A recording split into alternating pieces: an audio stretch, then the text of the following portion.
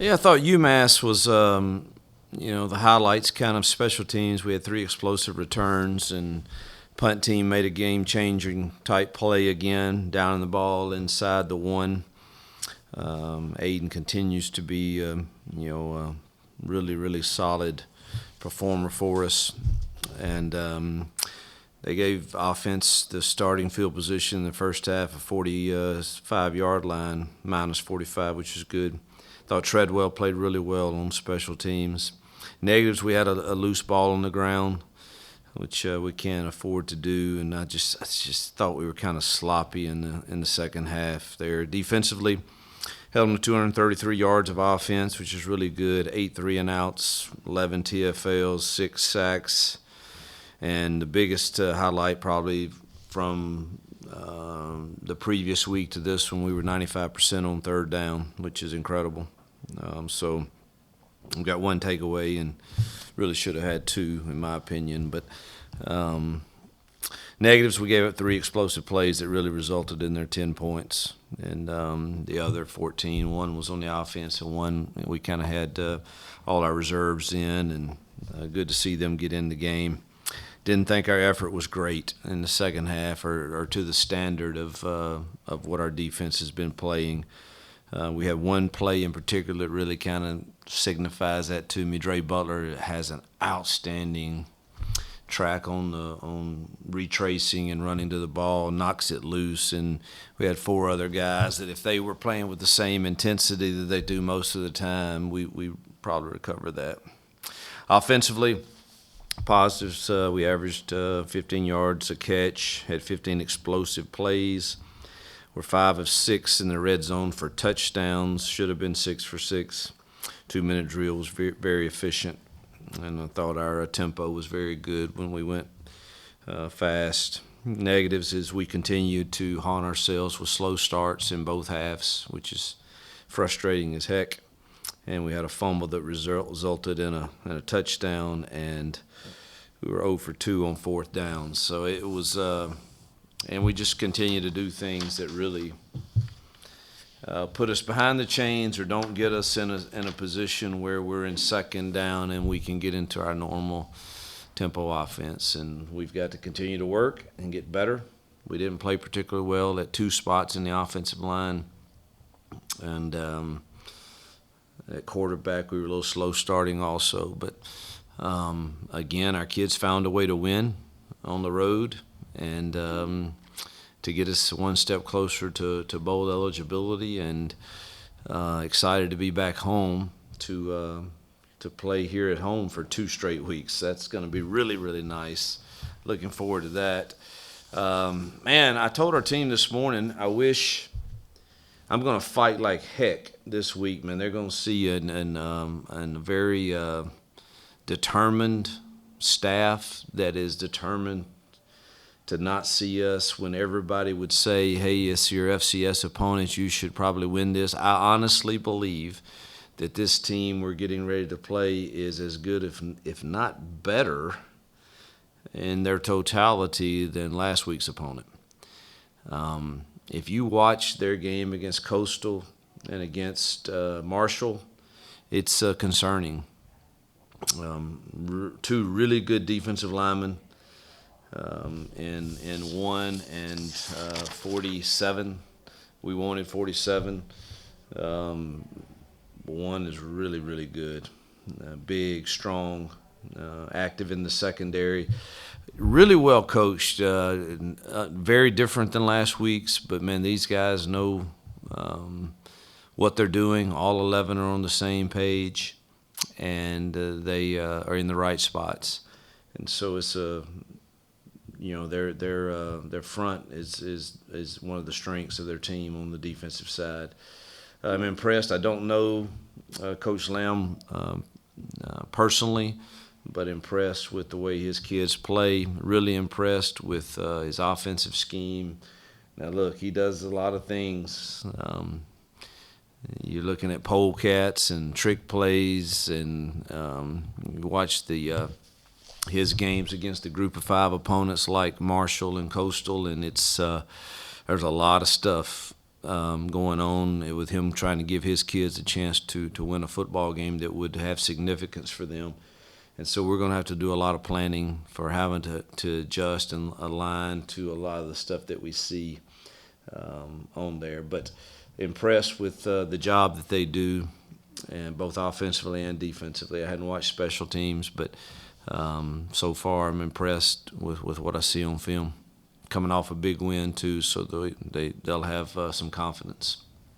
How would you, 6 weeks in, now halfway through, how would you assess your team in the first half of the season?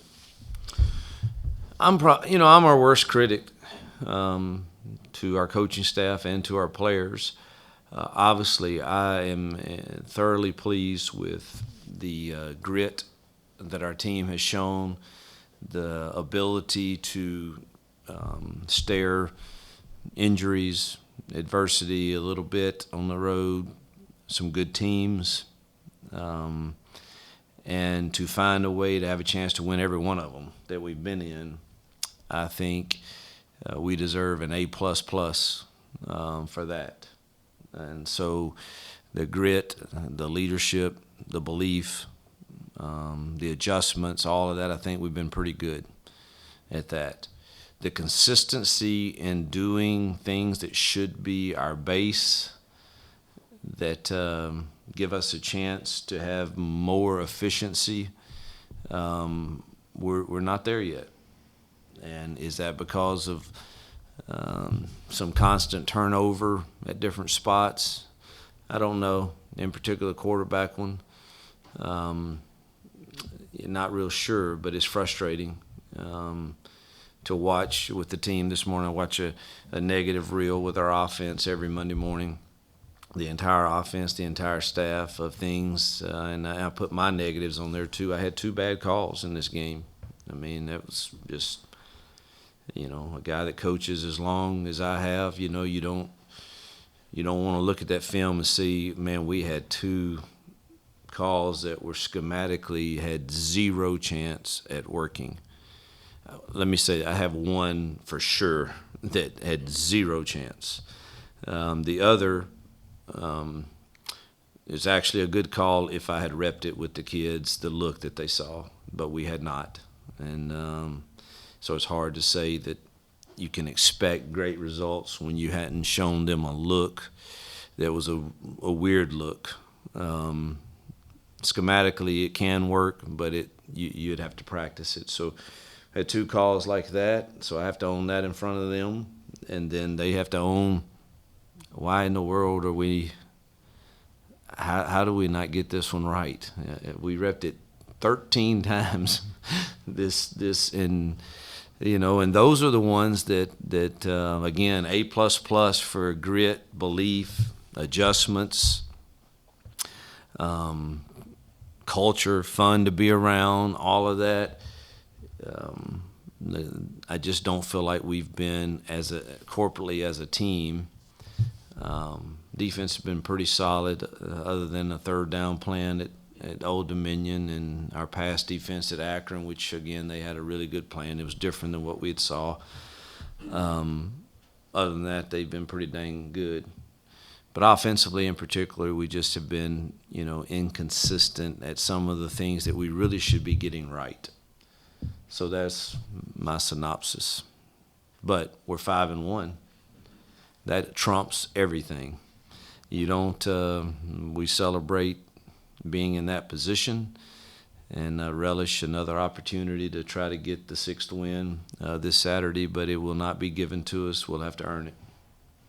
What can you contribute to the slow starts offensively? Did you just listen to my 10 minutes of – I have no clue. If I did, I would have had it fixed by now, but we'll continue to work at it.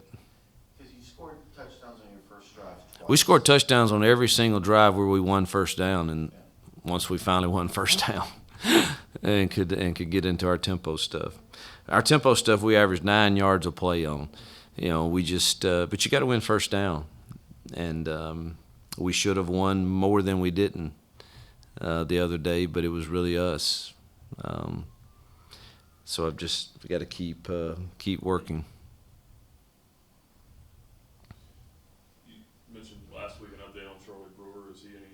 for this week? Man, we got a whole list if y'all want to talk about all of the so that y'all don't have to report stuff that's may or may not be. Charlie is working. Charlie's chomping at the bits to play. I believe his doctor's appointment is Wednesday.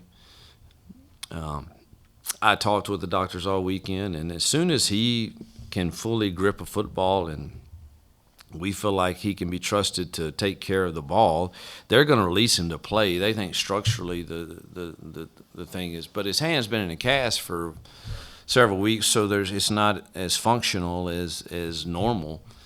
And so that's his work every day now, is just hand strengthening, and he threw some yesterday, and he's going to throw some today, and see how he feels. But you can rest assured he's going to be, as soon as he is given the green light, he's going to want to challenge and push the envelope to play. And whether that's this Saturday or next Saturday, I don't really know, but I anticipate it being one of those two, just from talking to him and the docs. So I believe that. C.J. Daniels, we have made a decision to try and redshirt him.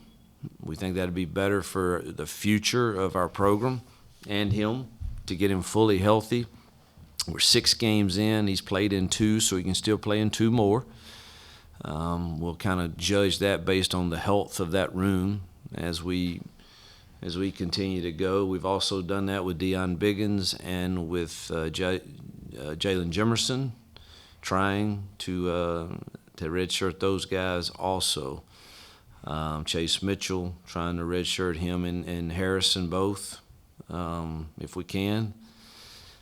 Just trying to build for the future, and we believe that's the best for the young man and for our team. So I'm not sure who else, but that's just so you know, when they're not out there. It has nothing to do with more injuries. CJ, we had a talk with he and his family, and he's not 100%, and really would just like for him to, because I think he's a phenomenal player and great teammate, will be on our culture council, and I want him around here some more years, and let's get him healthy enough where he can take that brace off and go full speed by next year.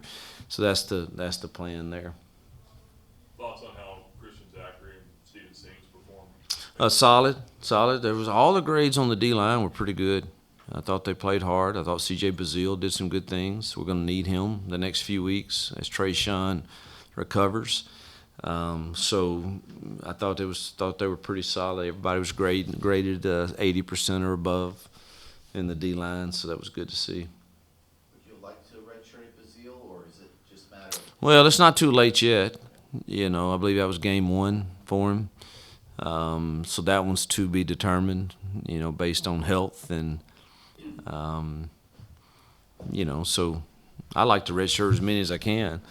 But sometimes the red shirts are better in year 2, 3, or 4 if you have injuries or something. So it's all, you just have to take every, right now, the ones I mentioned are the ones we're attempting to. CJ, Rashad Purnell, some of those, we'll have to see how we go health-wise. Rashad he's going to get reps this week in practice.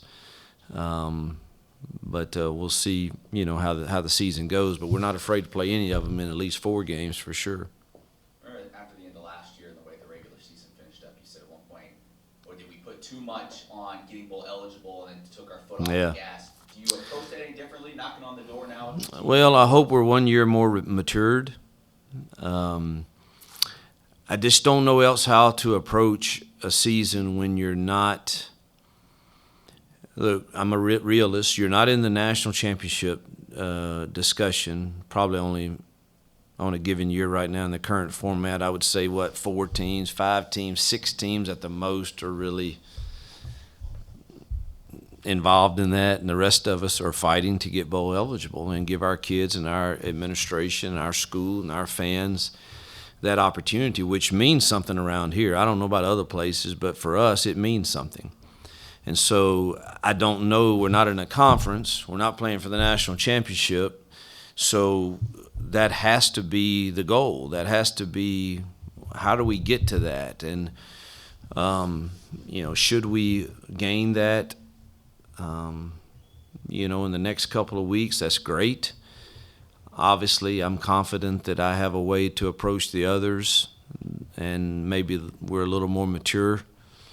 But the schedule gets pretty dang difficult, so it may not be an issue that, well, they didn't handle it right, they were bowl eligible. I don't know that I'm going to buy into that.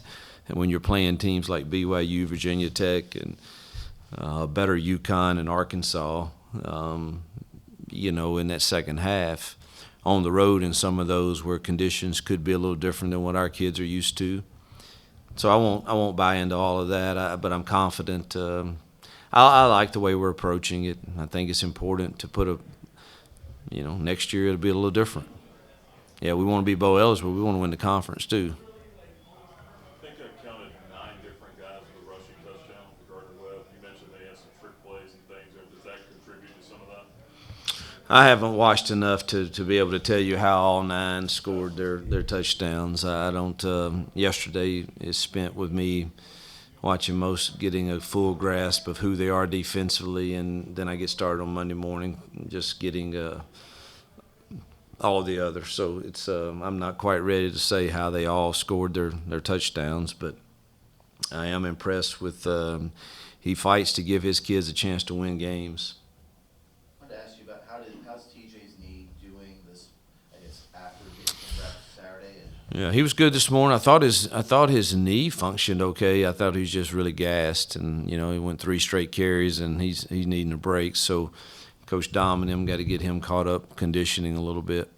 I know it's not going to be instantaneous for him getting back into the flow of things, but as you start getting him more incremental reps, how much better is that running back room going to be now that you can get Day and Shadro some blows with a guy who's been able to do it? Well,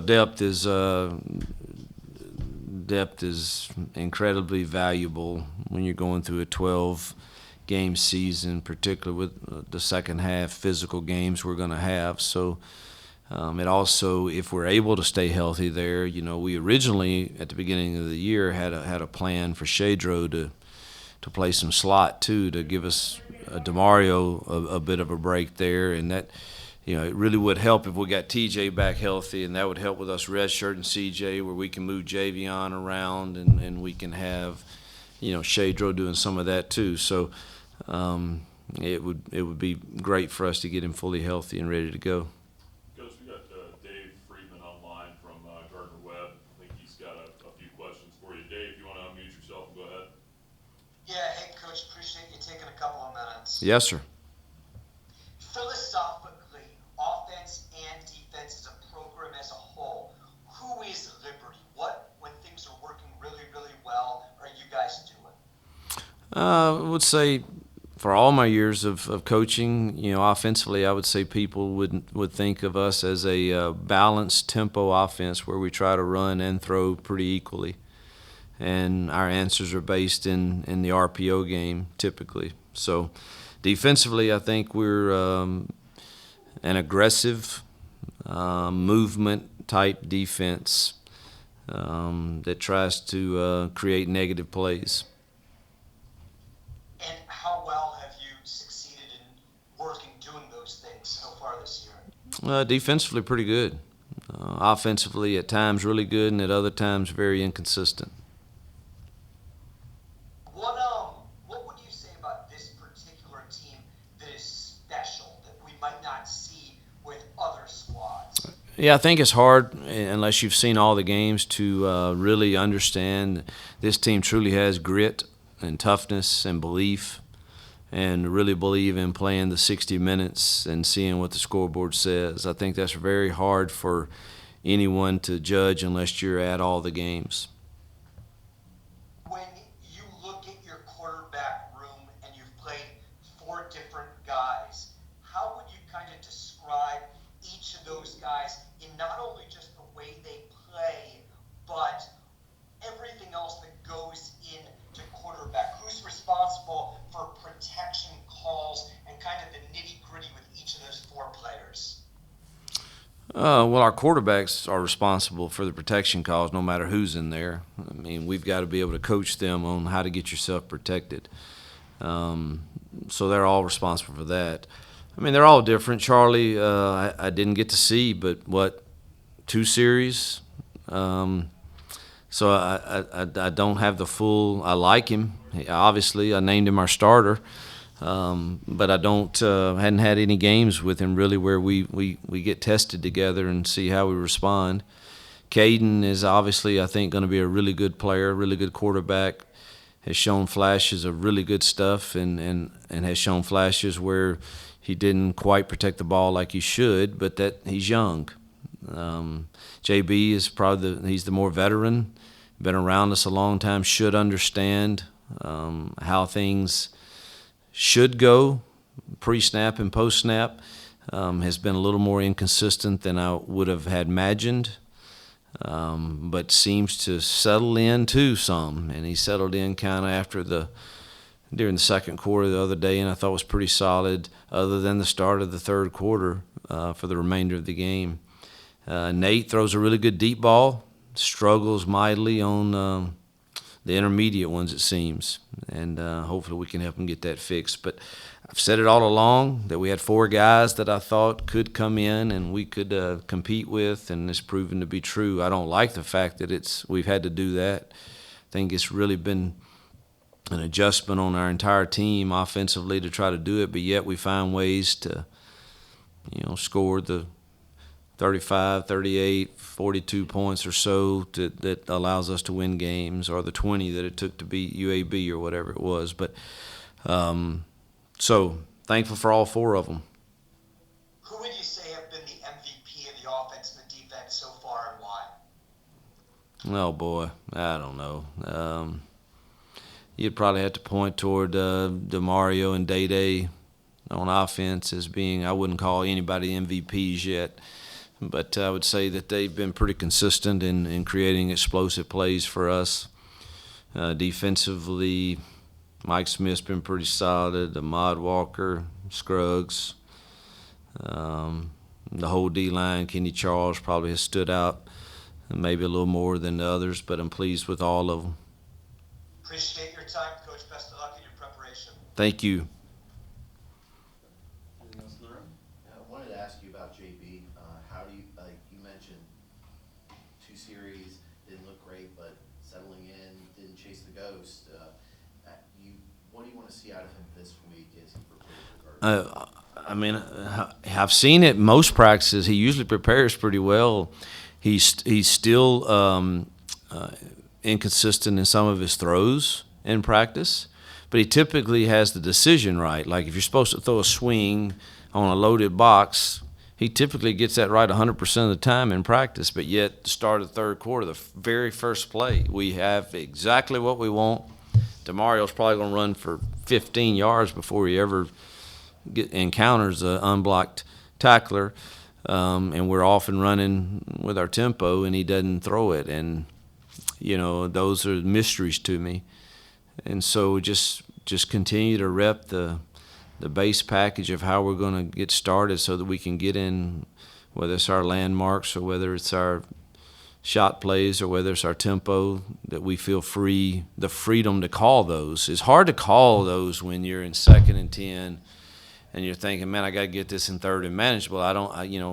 Your whole call sheets, a bunch of it's gone, and you're just back to your 1st and 10 calls, and that's not always going to be the recipe for great success.